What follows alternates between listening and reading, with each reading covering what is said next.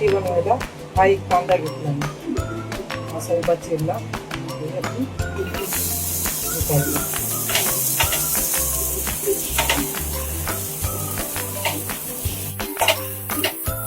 कांदा मस्त असा पिंकपर्यंत भाजून. बघा असं पिंक कलरचा कांदा झालाय मस्त. त्यामध्ये आता तेल टाकायचं 2 चमचे.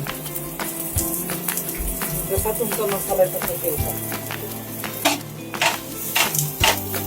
त्याच्यामध्ये थोडीशी कोथिंबीर, टमाटर, थोडंसं लसूण, थोडीशी अद्रक आणि थोडंसं कुटून टाका.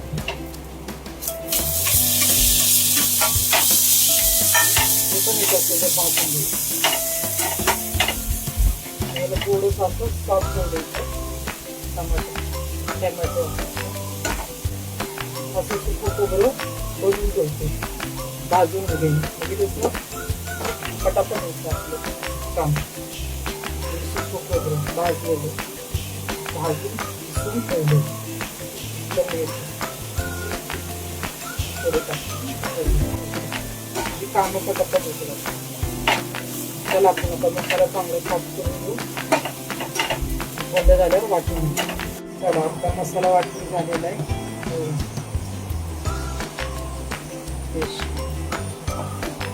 तेल गरम करायला ठेवलंय. तर फोडणीसाठी हा कढीपत्ता आहे, हे हळद आहे, लाल मिरची पावडर आहे, धना पावडर आहे, मग आपला घरगुती मसाला. त्याच्यापेक्षा काय नाही टाकायचं. आणि चवीपुरतं मीठ.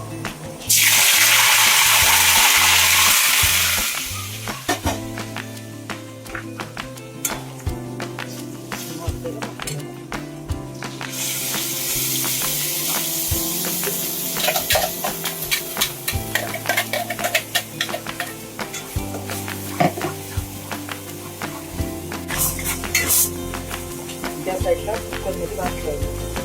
आणि चण्याची डाळ हिला थोडंसं ग्राइंड करून घेतली, पेस्ट करून घेतली. कटाच्या आमटीमध्ये चण्याची डाळ येणार. चांगलं असं तेल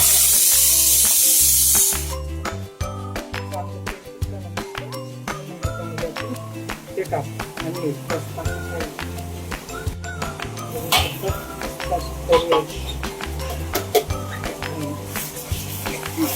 मसाला झाला. त्याच्यामध्ये पाणी टाकू जेवढं पाहिजे. ठीक आहे, करू शकता एवढं पाणी टाकून तुमच्या अंदाज होईल. आम्हाला पुरं परिवाराला खायचं म्हणजे आमचं सगळं आता चवी पोटून मस्त उकळी येऊ द्यायची. कटाची आमटी तयार. आता आपण पुरणपोळ्या करायला बघू शकतात. आमटी मस्त झालेली. त्याच्यात सगळं टाकून गॅस बंद करून आपलं